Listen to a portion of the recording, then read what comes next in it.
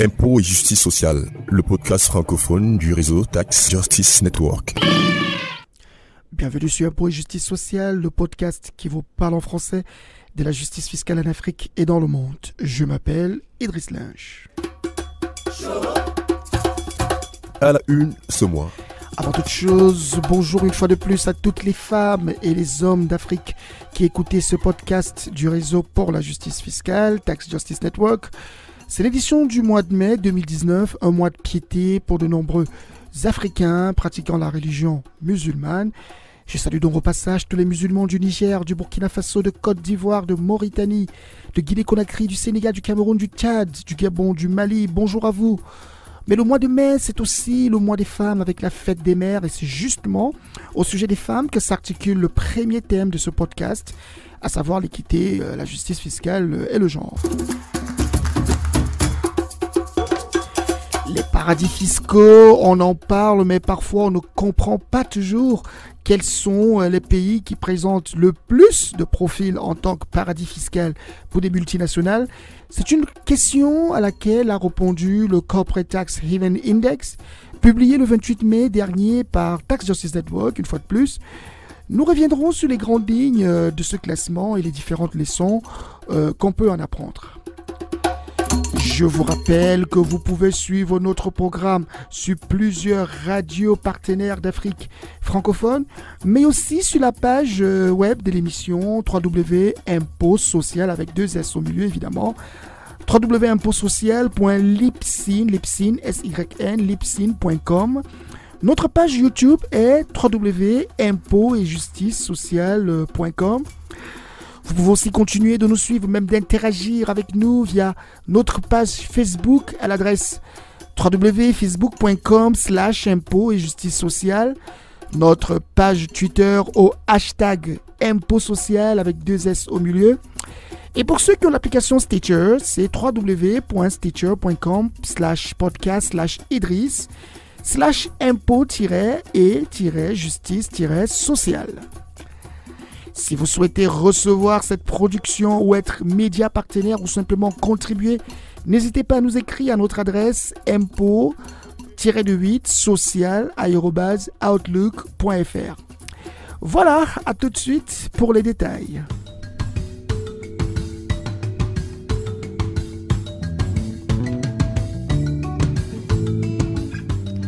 Elles sont nombreuses, ces femmes de l'ombre qu'on ne perçoit presque jamais, mais tout le matin, elles sortent de chez elles et vont dans les différents marchés africains pour acheter des produits venus des zones rurales et les revendre aux habitants des grandes villes. Au Cameroun, on leur a donné un petit nom, ce sont des Bayam Selam. Allez demander qui a donné ce nom de baptême, mais toujours est-il que c'est une réalité africaine et ces femmes jouent un rôle de premier plan. De nombreuses études, notamment celle de l'organisation dénommée International Center for Tax and Development, le Centre international pour la fiscalité et le développement, ont pour la première fois attiré l'attention sur la contribution fiscale de ces femmes-là, parfois dans des domaines plutôt assez informels.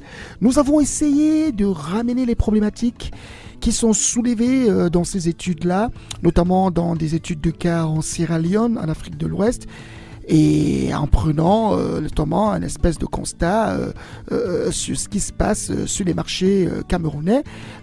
Des gens confirment effectivement qu'il y a comme l'existence de nombreux abus. C'est notamment l'avis donné par Marimbala Biloa, qui est la présidente d'une organisation qui couvre les femmes menant ses activités au Cameroun. Il y a souvent un peu d'abus. Surtout les mamans qui viennent du village. Elle peut amener, selon ce que l'État a fait, je veux prendre le cas de la communauté urbaine que je connais beaucoup, c'est prévu que la maman amène sa marchandise, elle va payer 200 parce qu'elle paye la place. Mais qu'est-ce qui va se passer? On va lui dire donner 1500 ou 2000, mais des fois on ne lui coupe pas le ticket. C'est là que ça devient que nous aimerions que cet argent entre dans les caisses ou de la mairie ou de la communauté urbaine, parce que quand ça entre dedans, ça aide tout le monde. L'argent là prend donc des voies que vous-même vous pouvez imaginer. Dans une autre étude, notamment cette fois qui concerne le Zimbabwe, on a par exemple évalué le fait que pour une raison ou pour une autre, les femmes sur les marchés sont, par exemple, c'est un exemple, celles qui utilisent les plus les toilettes et par conséquent payent une plus grosse contribution en termes de charges. C'est aussi une réalité qui est vécue finalement dans les marchés camerounais. Une fois de plus, nous écoutons Madame Bala. Nous pensons que le problème qu'il y a dans les marchés est que les toilettes, il n'y en a pas assez. Et comme les femmes, pendant les périodes de menstrues, elles ont des problèmes pour se changer. Et nous avons fait un plaidoyer par rapport à ça que quand on laisse les femmes sans eau dans les marchés, si elles vendent des mangues, une jeune fille qui vend des mangues et qui est dans la période des menstrues, elle va aller se changer, elle ne va pas laver les mains, elle va toucher des mangues. Toi qui vas les acheter sans bien les laver, vous allez manger de son sang.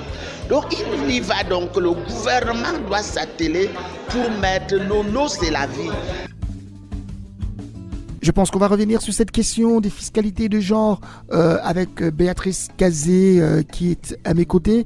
Elle a fait le tour pour nous des marchés camerounais, a discuté avec des vendeuses, avec des leaders des organisations féminines en zone rurale.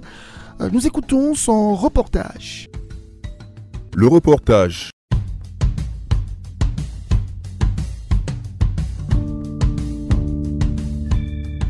La communauté internationale a de plus en plus prêté attention à l'importance de la fiscalité pour un développement durable et équitable, tout en reconnaissant que l'équité entre les sexes et l'autonomisation des femmes étaient des objectifs de développement à part entière.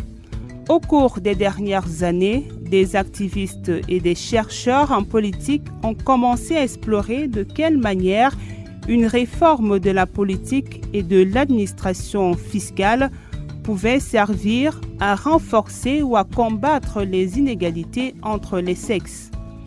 Mais on note que la majorité des travaux de recherche dans ce domaine sont très souvent restés centrés sur les questions de fiscalité et d'équité entre les sexes dans les pays à revenus élevés et par conséquent ont souvent abordé cette question de la fiscalité et l'égalité des sexes sur la base des taxes formelles, des administrations et des institutions.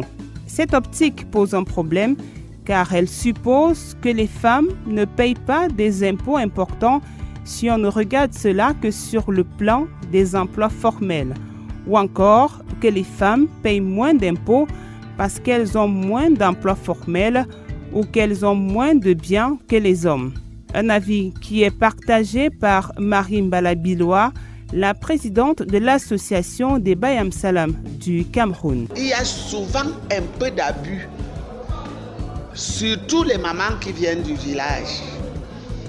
Elle peut amener, selon ce que l'État a fait, je veux prendre le cas de la communauté urbaine que je connais beaucoup.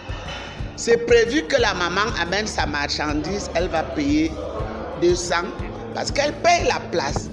Mais qu'est-ce qui va se passer? On va lui dire donner 1500 ou 2000, mais des fois on ne lui coupe pas le ticket. C'est là que ça devient que nous aimerions que cet argent entre dans les caisses ou de la mairie ou de la communauté urbaine, parce que quand ça entre dedans, ça aide tout le monde. L'argent là prend donc des voies que vous-même vous pouvez imaginer. Rond-Point Express abrite un des marchés de Yaoundé, la capitale camerounaise. Nous y avons discuté avec quelques femmes. Elles ont confirmé l'existence de plusieurs paiements parafiscaux. Par jour, nous on paie le ticket, 150 francs par jour, le ticket. Il y a le gardinage. 1000 francs par comptoir. Quand tu as 2 comptoirs, tu payes 2000. Ici au marché Rond-Point Express. Chaque mois, si tu as un comptoir, tu payes 1000 francs. Si tu as 2 comptoirs, tu payes 2000. Il y a aussi le balayage. qu'on paye chaque samedi. 2 comptoirs payent 200, un comptoir paye 100 francs. Vous balayez, vous entassez, les groupes d'hygiène là, ils viennent seulement transporter. Les femmes des marchés rencontrés confirment aussi les conclusions de disparités qui ont été soulevées dans les études. Une des femmes nous a confirmé qu'en raison de leur nature, les femmes payent plus pour l'utilisation, par exemple, des toilettes. Écoutons ce qu'a révélé l'une d'entre elles. Les hommes, pour les taxes, c'est la même chose. Bon, pour les toilettes, quand ils ne vont pas régulièrement, ils ne payent pas comme nous. Beaucoup d'hommes ne vont même pas d'abord dans les toilettes. Et quand ils y vont, je crois que c'est peut-être une fois par jour et c'est 100 francs. Nous, les femmes, nous allons régulièrement. De même, bien qu'elles payent une taxe de 200 francs CFA par jour, et en plus des frais de nettoyage et de gardiennage, les gestionnaires du marché n'ont pas mis en place des commodités d'accompagnement des vendeurs. Ces femmes doivent encore payer pour le déplacement de leurs marchandises sur le site. Si les hommes et les femmes sont soumis aux mêmes règles des personnes en charge du déplacement, les femmes sont plus nombreuses et plus demandeuses et subissent la dure loi des surcoûts. Écoutons une fois de plus cette autre Bayam Salam. Si vous avez peut-être des ballots de sacs, tu peux payer même 1000 francs. Si vous avez des sacs de couscous par exemple, vous pouvez payer même 1000 francs, même 500, peut-être 2 sacs 500, peut-être 4 sacs 1000 francs. Des sacs d'oignons, peut-être 400, 500, un sac. C'est 2 sacs, ça dépend des brouettes. Il y en a qui sont tolérants. Le jour où tu vas par exemple au marché, si tu as plein de marchandises, comme je dis là, s'il faut déjà payer un 2000, un 3000, et que sur le champ, il faut payer la taxe à 150, peut-être le même jour, il faut payer le gardiennage, tu peux te retrouver à 5000 par jour. Une situation plus complexe, notamment en zone rurale, où l'essentiel de l'activité de production alimentaire et de marché est porté par des femmes. Ce qu'on note, c'est que bien qu'elles fassent ces paiements, elles ne savent même pas en majorité qu'elles ont des droits à revendiquer. C'est du moins ce que pense Mme Koloaïssi, dont l'association est membre du réseau Tax Justice Network Africa. Il y a les droits des taxes particuliers auxquels, après avoir payé, elles doivent recevoir, mais elles ne reçoivent pas. D'autres parce qu'elles ne connaissent pas. Mais même, ils n'ont pas, il n'y a même pas un tiers qui peut savoir que oui, comme on me prélève l'impôt dans les sites où je vais vendre mon manioc ou quoi, j'ai droit, même à une route, j'ai droit à une toilette. Bon, on est obligé de se débrouiller comme ça, dans les herbes ou n'importe comment. Ces différentes discussions ont montré que les inégalités en matière fiscale entre les sexes sont intégrées aux structures sociales, politiques et économiques. Dans son étude sur la Sierra Leone pour le compte de l'ICTD, Vanessa van der Bogad conclut en disant que le seul fait d'envisager des structures formelles, y compris l'impôt gouvernemental formel et l'administration fiscale formelle, ne rend pas compte de la multitude de façons par lesquelles une dynamique de pouvoir peut imprégner les processus d'extraction de revenus et de gouvernance locale. Béatrice, merci de ce reportage excellent comme d'habitude. Alors plusieurs choses dans ce que vous venez de nous dire. C'est déjà que la femme rurale qui vient vendre en ville est flouée parce que non seulement on lui fait payer plus cher, mais en plus on ne lui donne pas la preuve de paiement pour qu'elle puisse revendiquer un quelconque droit. Mais la question que je pose, c'est est-ce qu'aujourd'hui vous pensez que ce qu'elles payent, ces femmes, est finalement récompensé en termes d'environnement, en termes de cadre, en termes d'infrastructure de travail? Pas du tout. Alors là, je le dis pas du tout. Faites simplement un tour dans certains marchés de la ville. Vous allez vous rendre compte, par exemple, celles qui ont des marchandises étalées à même le sol. Elle paye des taxes chaque jour. Elle paye un ticket de 150 francs CFA. Elle paye certains frais, des frais à la fin du mois ou même par semaine, frais de balayage. Vous vous rendez compte, les conditions ne sont pas vraiment indiquées. S'il y a par exemple, s'il pleut, par exemple, la boue là, c'est assez difficile. Non seulement il faut qu'elle cherche à s'abriter, il faut qu'elle cherche à protéger sa marchandise. Celles qui ont des comptoirs, c'est la même chose, par exemple. Il faut également protéger vous n'êtes pas à l'abri des intempéries, que ce soit du soleil ou bien même de la pluie. Et même, nous savons que nos marchés sont souvent assez insalubres, vraiment insalubres. Donc, vos marchandises ne sont pas à l'abri des souris et des rats. Donc, vous courez le risque de perdre vos marchandises et pourtant, vous payez des frais. Peut-être juste les frais de gardiennage, c'est juste pour empêcher quelques voleurs de venir récupérer ces marchandises. Mais il y a des rats et des souris qui peuvent détruire ces marchandises. Donc, non seulement vous perdez à ce niveau-là et même vous n'êtes pas véritablement à l'abri. Peut-être celles qui sont encore dans le hangar, qui paient un peu plus, sont plus à l'abri peut-être du soleil ou même de la pluie. Mais là encore, je parlais de l'insalubrité, elles ne sont pas à l'abri de la destruction de leurs marchandises par ces rongeurs. Merci Béatrice pour toutes ces précisions qui sont très importantes. On espère que ces femmes vont avoir des meilleurs avantages par rapport à ce qu'elles subissent en termes de disproportion sur le plan fiscal. Nous allons aborder le prochain thème de ce podcast qui parle de Corporate Tax Haven Index, l'indice de paradis fiscaux pour les multinationales qui a été publié le 28 mai 2019 par Tax Justice Network. Pour en parler, nous aurons Luka Narodski, il est chercheur au sein de notre organisation, la vôtre. C'est dans la rubrique l'invité du jour. L'invité du jour.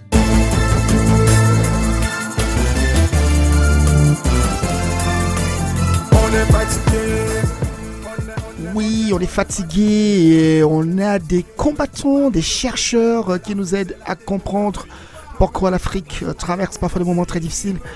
Il ne s'agit pas que de démocratie. Oui, bien sûr, la démocratie, c'est très important, mais il ne s'agit pas que de démocratie, il ne s'agit pas que de population. Il y a aussi toute cette stratégie internationale qui prive l'Afrique d'importantes ressources financières. Et Tax Justice Network a travaillé, n'est-ce pas, sur cet indice de ce Corporate Tax Haven Index, publié le 28 mai dernier, je vous le disais. Pour en parler, nous avons comme invité Lukas Narodski, les chercheurs au sein de l'organisation. Déjà, Tax Justice Network a sorti ce rapport, Lucas. Qu'est-ce que c'est exactement ce Corporate Tax Haven Index ? Qu'est-ce qui le différencie du Financial Secrecy Index que vous avez lancé en 2009 et qui était à sa 5e édition en 2018 ? Bonjour Idriss. Les différences, c'est principalement que le Financial Secrecy Index, l'indice d'opacité financière, se centre sur la transparence de l'information financière des entreprises. L'index considère que la raison principale derrière les paradis fiscaux, c'est le secret de l'information sur l'activité économique de ces pays.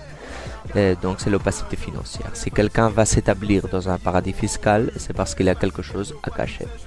Et cet index analyse les sociétés en responsabilité limitée, mais aussi les sociétés en commandite, les trusts et les fondations privées. Le Corporate Tax Haven Index, par contre, l'indice de paradis fiscal, on pourrait dire, va voir uniquement les entreprises à responsabilité limitée et se centre dans les raisons fiscales qui font d'un pays un paradis fiscal. On analyse les règlements et les lois qui organisent les impôts dans chaque pays pour voir si les pays ont des normes qui facilitent cette évasion fiscale des entreprises. Les taux d'imposition, les exemptions fiscales, les impôts sur le capital et les traités ou conventions pour la fiscalité font partie de cet index. Finalement, les points communs, c'est que le Corporate Tax Haven Index va intégrer certains aspects du Financial Secrecy Index, notamment la transparence de l'information des entreprises et la coopération internationale en matière d'échange de données fiscales. Bah oui, ça c'est sûr, il y a une grosse différence. Mais maintenant, peut-être une différence plutôt assez légère. Mais maintenant, dites-nous, quelles sont les grandes lignes qu'il faudra que ceux qui vont lire votre rapport, ceux qui vont lire votre donnée, puissent scruter afin de pouvoir en tirer le meilleur? Dans ce nouvel index, les 5 grands thèmes ou piliers sont tout d'abord l'analyse du taux d'imposition le plus bas. Ça, c'est un indicateur qui a pour but de se rapprocher le plus possible des conditions d'imposition réelles que subissent les grandes entreprises dans un pays. Ensuite, en deuxième, on a les niches fiscales et vides juridiques. Ça, c'est un groupe d'indicateurs qui étudie les normes particulières qui facilitent le fait que les grandes entreprises ne payent pas ou peu d'impôts.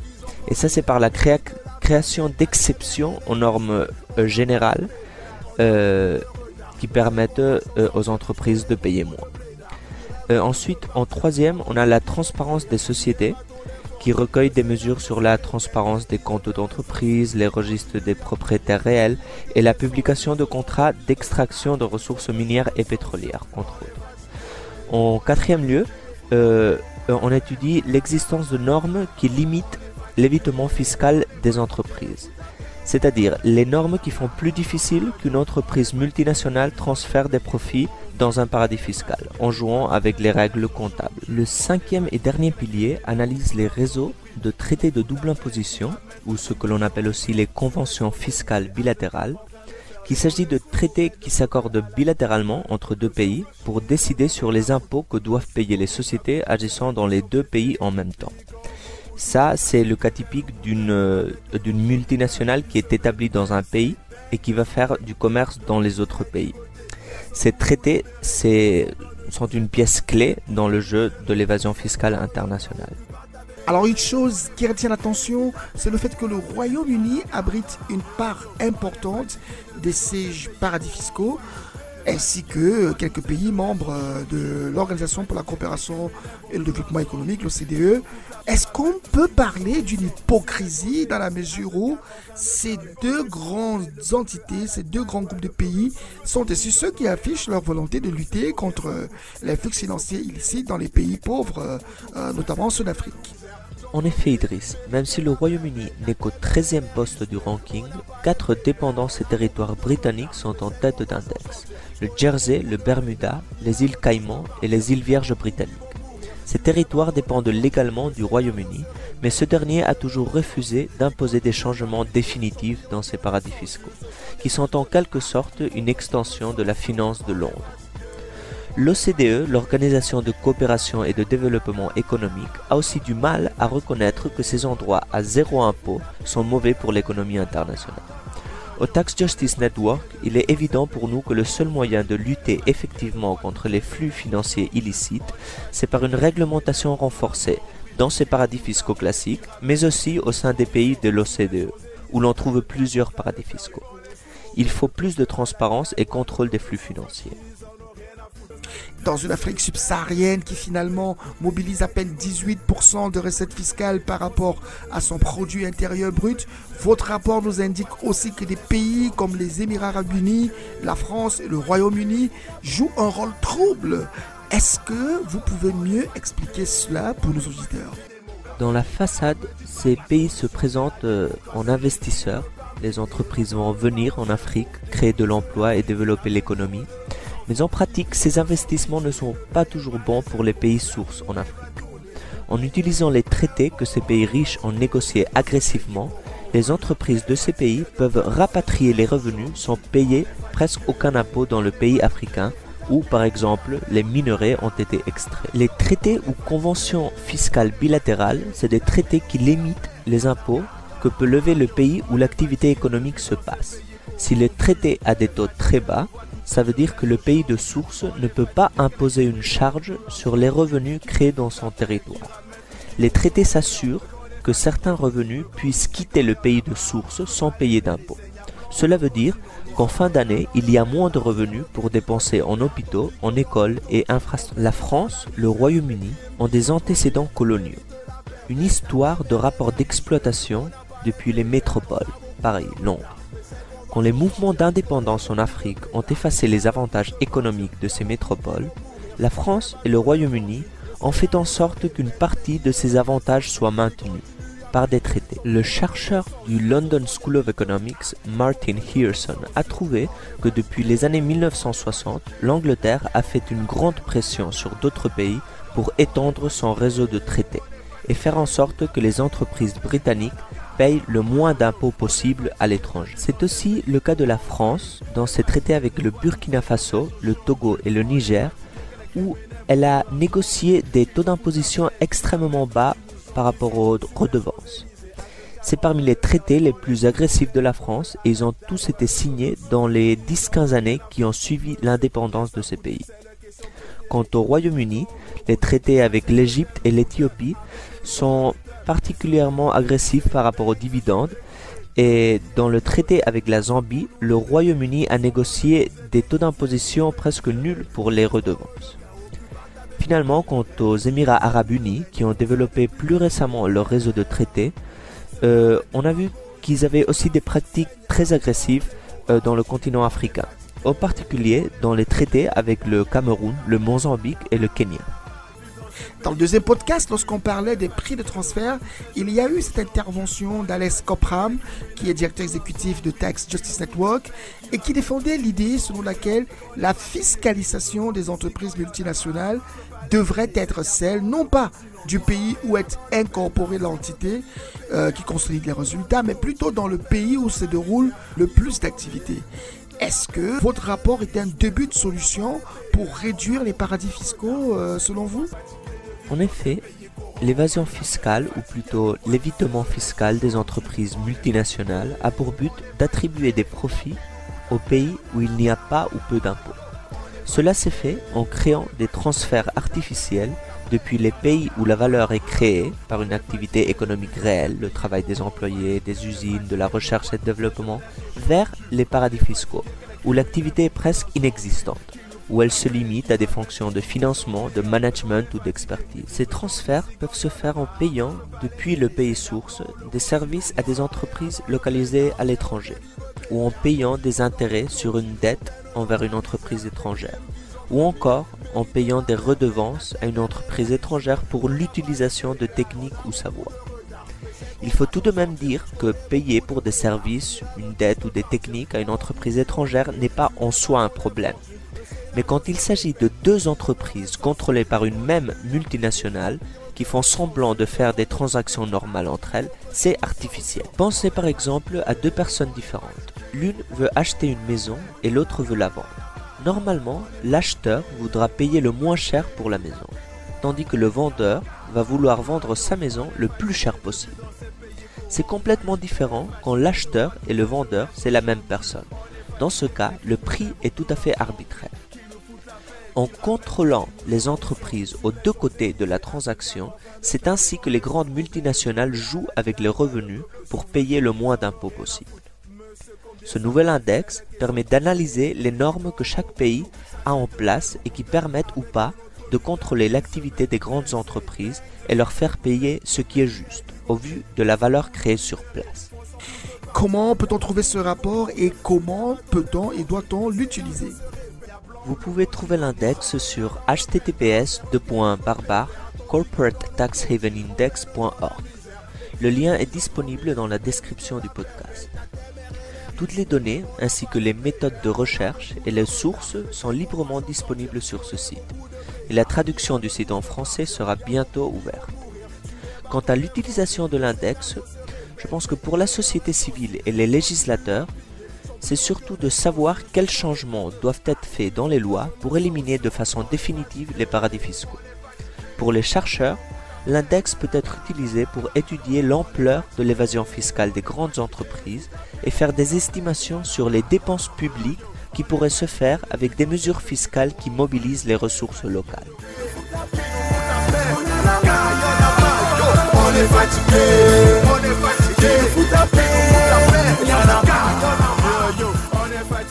Merci pour tous ces éclaircissements, Lucas Darotsky. Je rappelle que vous êtes chercheur pour l'ONG Tax Justice Network, qui est le producteur de ce podcast. Je rappelle aux auditeurs qu'ils pourront continuer à suivre ça dans nos prochains développements et qu'il y aura d'ailleurs un autre podcast qui sera cette fois-là en anglais pour ceux qui peuvent suivre cette langue. Voilà, c'est un peu la fin du programme de ce jour. Je précise que vous pouvez réécouter l'émission sur notre page impotsocial.libsyn.com, impo avec 2 S au milieu et Libsyn avec le Y entre le S et le N. Vous aussi allez sur notre page YouTube www.impotsocial.com.